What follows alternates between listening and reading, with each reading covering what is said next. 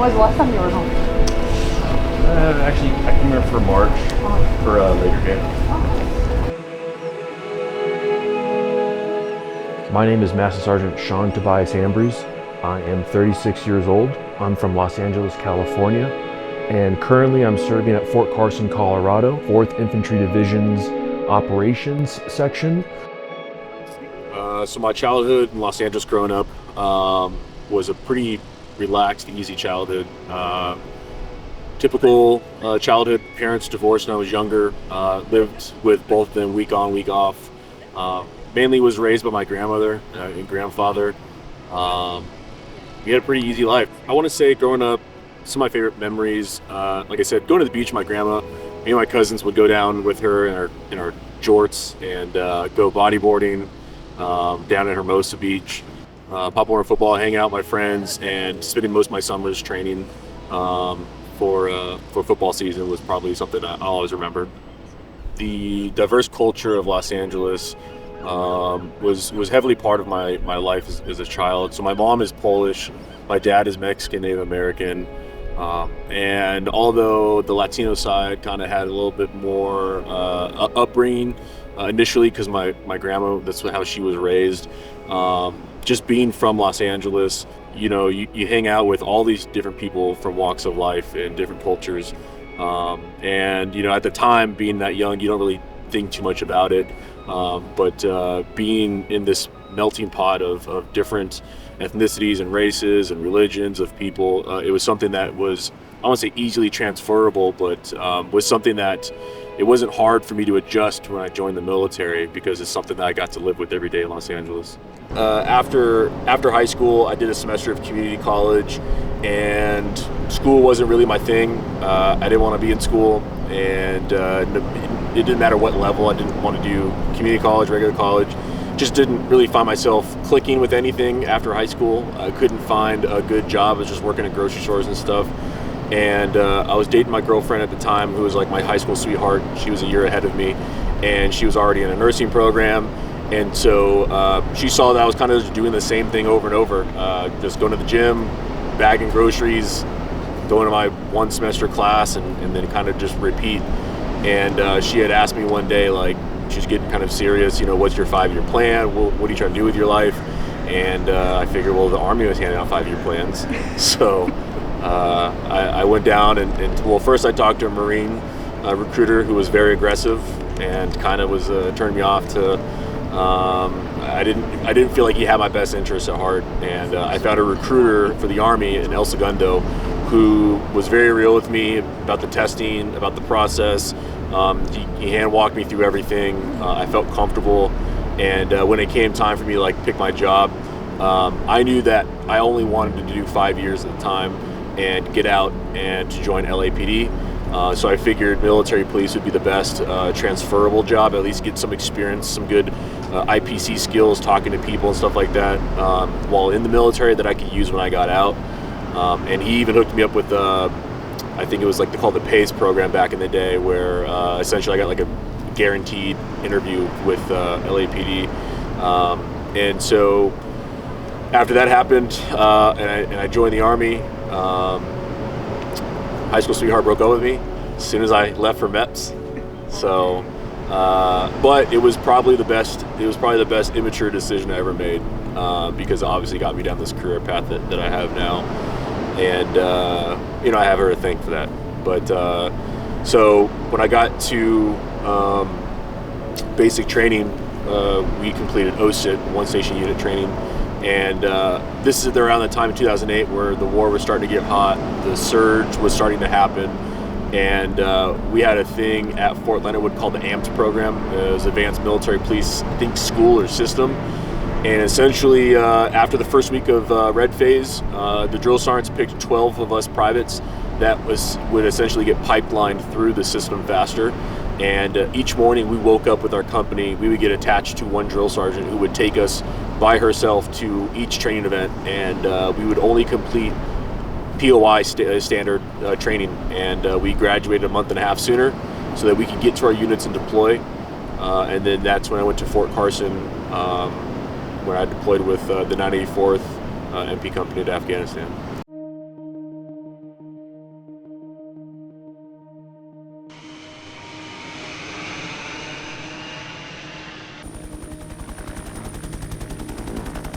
So prior to my deployment to Afghanistan, we found ourselves going into a non-contiguous battlefield where we only had one platoon medic, and we knew that as a platoon of MPs, we can get broken down into squad-size elements. And because of this, my platoon sergeant asked me if I wanted to go to EMT school, which Fort Carson was holding with the paramedics. And at the end of it, this month and a half long course, I was nationally registered as an EMTB. And then when I got to Afghanistan, I found myself being thrown in a bag and saying that I was going to work as a medic and a driver for one of the trucks as a military policeman. So it was a very abnormal at the time. MP was starting to turn into very multi-purpose for a good acronym for it, because that's what we found ourselves kind of doing in the war in Afghanistan. And maybe 6 months into our first deployment, we were attached to a cavalry platoon element that would later go on and 28 days later have the deadliest battle in all of Afghanistan, in which 300 to 400 Taliban fighters would overrun Cop Keating. 2 Medal of Honors, 27 Purple Hearts, like a Distinguished Service Cross. It was obviously a very bloody battle. Fuck!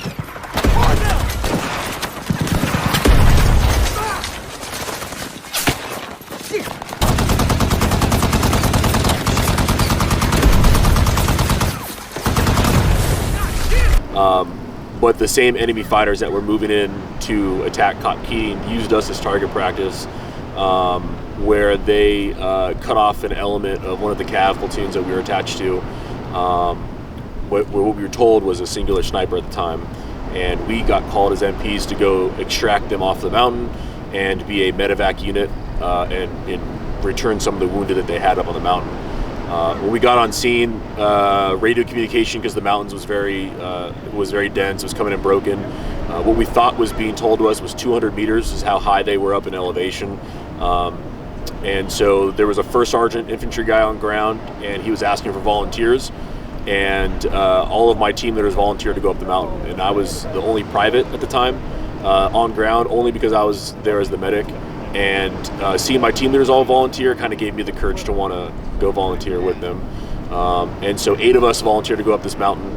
And 50 feet onto this mountain face, we were taking sniper shots from Saw Valley behind us. Saw Valley at the time, Bin Laden was still alive, and he had a safe house there, so it's a very kinetic area. And as we dodged sniper rounds for about 200 meters up this mountain, we got to that 200 meter mark, and radio communication came in not as broken. And we asked the cutoff cavalry platoon where they were, and we said we're at the 200 meter mark, and they said negative. We said 2000, it was 2,000 meters, and we had no water, no food, no medical equipment, and we couldn't go backwards because we had snipers behind us. So we kept pushing forward, and I remember as a private thinking, like, there's no way we're going to get out of this without paying a bigger price. Like, I just kind of had self-doubt at the time, but every time I looked up, my leaders were just trying to tackle the next obstacle, figuring out how they can get up the mountain. And we worked our way up into these Terrace cornfields, and about to the 3rd or 4th Terrace cornfield, I was the 3rd one up in, and I got up on my belly and was pulled up by Corporal Sisto, and he told me to be quiet. First sergeant rolled over on his radio, was trying to whisper, and we thought we heard some of the American elements in the cornfields with us, about 20 meters in front, and come to find out it was Taliban that were trying to maneuver between our elements. So we had to frag the cornfields and use frag grenades in these tunnel systems that they were using to try to come out of the mountains. And so we maneuvered to a point where we got parallel with the casualties. I remember sitting on this donkey trail. The Afghans would make these trails on the mountains where they would just take rocks and they would make these rock walls as a path for themselves and the animals, the donkeys, to take up whatever logs or food that they're taking up the mountain. And I was kneeling behind this wall, and I was watching the Kiowa helicopters come in for gun runs. They weren't hitting any of the snipers. Again, we were told it was one sniper. Come to find out, it was 3 snipers covering every angle of this draw that we were trying to get into, and they had 2 squad-size elements that were maneuvering around the draw. And essentially, they were waiting for what we knew was our rescue team to come in, so that they could enclose us in the draw, trap the rescue team, so that we would essentially need another rescue team. And the snipers were smart. They were covering themselves up with blankets. Their heat signatures couldn't get picked up, and we started to make movement into the actual valley itself. We called a smoke mission, and essentially made a huge smoke wall in front of the snipers that were shooting through the smoke. So once the smoke wall hit, we ran out. Snipers were shooting through, and I followed my team leader for about 100 meters, and he tripped over this Afghan soldier that was laying out in the open on this big rock boulder, and that was the first casualty I worked on. He had got shot on the inner right calf, blown out the inside of his calf, pretty big exit wound, broke his bone in half with the compound fracture. So I started to work on him for a bit. So as everyone else ran to grab the other wounded, and I was doing my final checks on the Afghan soldier that I was working on, we can now tell that the Taliban were trying to surround us within that valley and that draw. Luckily, the Kiowa helicopters were coming in for rocket runs on both sides of this draw, probably about 150 meters off on each side. And then right when I heard Corporal Sisto and Sergeant Keel, two of my team leaders, bring LT's body over, the last thing I heard was Sergeant Keel say, "Someone's got to get him off my foot." And I could tell that they were extremely tired. They dragged him for 100 meters or so. And before I could actually go look at LT, I saw these bloody hands come and smack the boulder that I was on just below me. And I couldn't see who it was, so I swung around the boulder. And when I came around, I saw this long blood trail for quite a while. And I looked down, and it was one of the squad leaders, Sergeant Russ. He had gotten shot twice in the kneecap that I saw. I obviously saw the major hemorrhaging come from his leg, and he had put 2 tourniquets on himself. So I rolled him over, and obviously as a medic, I want to focus on that major bleeding. So I slammed my knee down to his femoral, and I started to retighten his tourniquets to make sure obviously he didn't lose any more blood. And when I was doing that, though, my back was facing away from his mouth, from his head, and I could hear what sounded like he was gargling. And when I looked at him, then I noticed he was shot in the mouth, and it took off the lower part of his mouth, and he was cut his tongue a little bit. He was suffocating on his own tongue. So I had to actually reach into his mouth and grab his tongue and have him bite down on it so he wouldn't suffocate himself. And I was trying to get him on his feet, but because of my smaller stature, and, he was 6'2", 230 without gear on. I'm 5'8", and he had to lean heavily onto me. I was putting him in more pain. And so Sergeant Keel and Corporal Sisto saw this, and they took him from me and started to drag him away back to that initial donkey trail that we were on. And that's when there was no one to grab LT, so I had to grab LT's body. And I dragged LT for the remainder about 75 meters. It was a slow progress, but the smoke was starting to clear, and the snipers were going to have a clear shot of us. And when we got back to the donkey trail, we had our initial cover.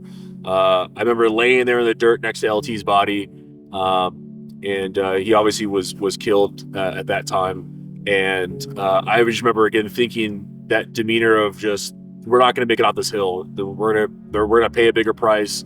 I just immediately started to have self-doubt, and that was just because of my younger, immature mind, my less of experience of life at that point, and of combat.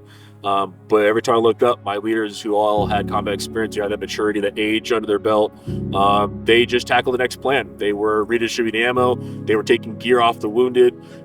They gave me 6 additional M4s to carry on my body, so the wounded didn't have to carry them. And we kind of redistributed how we were going to get groups down the mountain.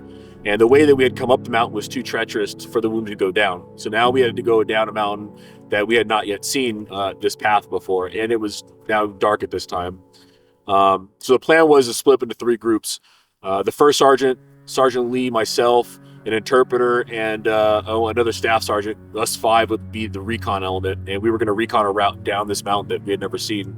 The middle group would consist of all the Afghan soldiers, just because of the language barrier. We wanted to make sure that they followed us, and the interpreter was in front of us to kind of guide them. And then the last group would contain a lot of the other wounded, and then an LT's body, because we knew that they were going to make slow progress, and that would give us time to mark a way down this trail.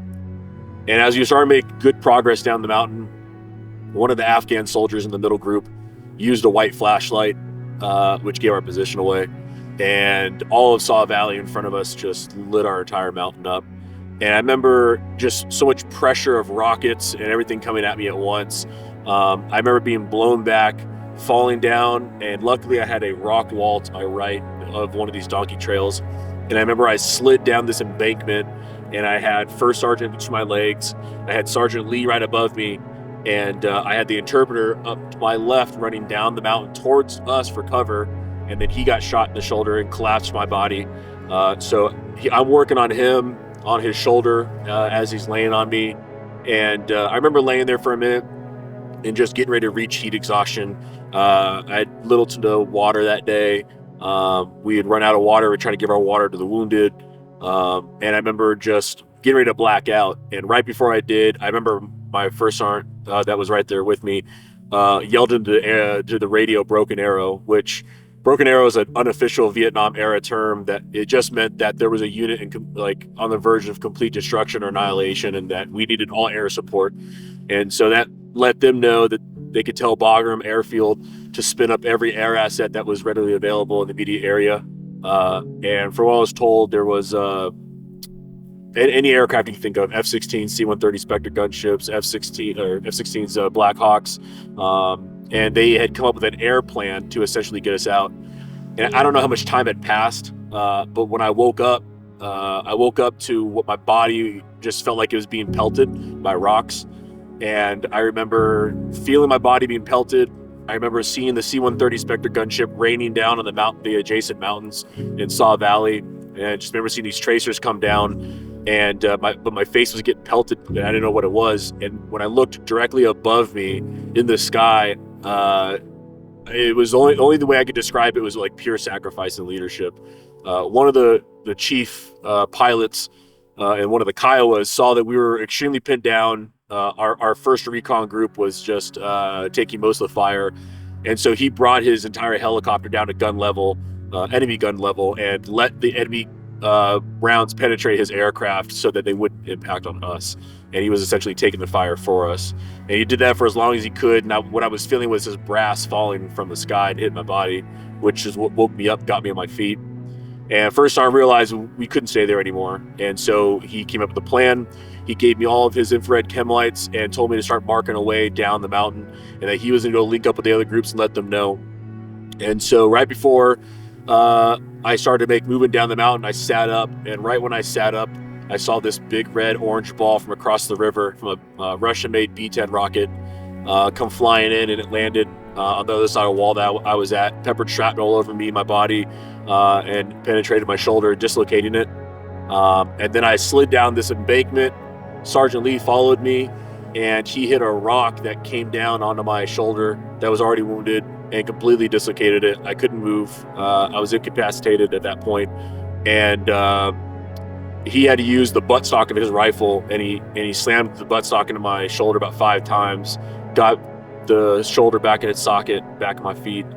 And him and I made our way down. It was just us two at that point. I don't know where the interpreter went. The other staff sergeant went. First sergeant was gone.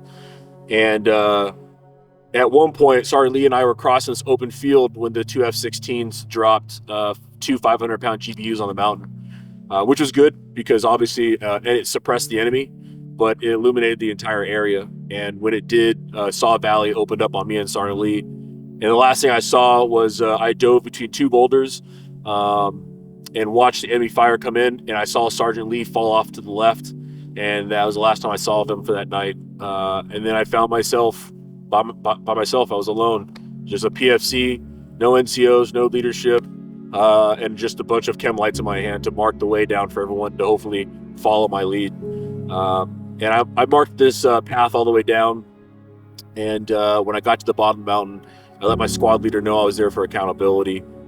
And I remember standing there on the road, and there was enemy rounds coming in, and I was standing behind one of the trucks with one of my friends, Specialist Patsky, and we noticed this lone American, and he was about 150 meters in front of our convoy where no one should have been, and he was walking on the road towards us. You could tell it was an American based off his gear. Chin strap was open. He was dragging his weapon in the ground, dragging his feet. And when he came over to us, I realized it was Corporal Sisto. So once Specialist Patsky and I realized it was Corporal Sisto, he came over to us and he collapsed in our arms. And I put him up against the tire wheel of the truck, and I started to blood sweep him because he just didn't look right. And he wasn't wounded or anything. He just kind of had that 1,000-yard stare. He was kind of dazed out. And it wasn't for a couple more days later I finally got it out of him, but during the initial barrage that we were on the mountain, he had gotten pushed off to the far left, fell down a cliff to a point where he couldn't get back up to us. And he had maneuvered around kind of our left flank of the mountain, and he was by himself the entire night. And at one point he heard people speaking Pashto, and he thought it was the Afghan soldiers that were in our middle group. And come to find out, it was the Taliban. So he had to ditch his gear and grab his weapons and kind of hide in a rock pile for most of the night until they had exfilled the area, because they were trying to make their way in between our two groups. And that kind of messed him up for a little bit. But we were able to extract everyone off that mountain that day. And that day was a building block of my leadership style. I saw a group of NCOs go up and tackle all these obstacles. And every time I had self-doubt, because of, again, my immaturity, my inexperience at that point, they were the ones that led me up that mountain and showed me what right looked like, and especially what leadership looks like in combat, and how they were able to keep a cool head, and how they were able to think of me being the only soldier. They thought of me first. They were giving me water of theirs. They were trying to keep me going throughout the entire battle. And that's something that I took forward later on when I found myself on my second deployment as a sergeant leading soldiers in combat.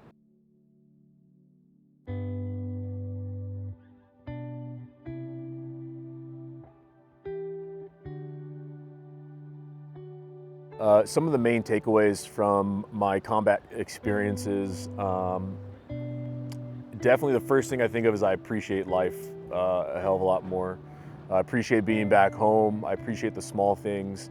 A lot of things that I did in combat have rubbed my personal life, whether that's how I protect my family, how I backwards plan, and I try to train my soldiers and teach my soldiers this. We don't go too many years in American history. We don't find ourselves in a conflict and soldiers have to put their lives on the line. And I don't want the next generation having to start from scratch. And us combat veterans that are still serving, that are able to pass down our knowledge of what it's like in combat. Those are things that I was lucky enough that my NCOs passed down to me when they got back from Iraq, and I try to do a good job passing that down onto my soldiers. So in 2019, I was at Fort Leonard Wood, Missouri, and I was an instructor for the Senior Leaders Course. And that was the first time in my career that I didn't have soldiers underneath me, and it was just me by myself, and I had weekends off. And the problem with that job is that I had a lot of time to myself. I had a lot of time to think, and I was opening doors I had not yet opened in a long time and thought about from the deployments. And I found myself, I saw my PTSD evolving to my situation that I was in, and therapy wasn't working. I tried going to counselors, and one of them recommended that I should maybe start writing. And so I wrote kind of a chronological order of my deployments, just so I could remember. As I got older and things started to fade, I wanted to be able to remember some of those details. And one of my mentors actually picked it up and said, I have a very abnormal, rare story as an MP, especially with the combat operations, and that, I should make it into a book. And initially I took it as a compliment, but it's not something I wanted to expose. I didn't want to be that vulnerable where people can nitpick my life or decisions, or I just didn't want that type of vulnerability out there and that image out there. But after talking to one of my mentors, I looked at it as a gift to talk about my LT that lost his life, talk about some of my friends that I served with, and tell their story. And I was able to take the proceeds of the book and push them over to a foundation that was built for my lieutenant. So that way his story lives on, his vision still lives on. and I'm able to get these stories out there so that what we did over there doesn't die with history.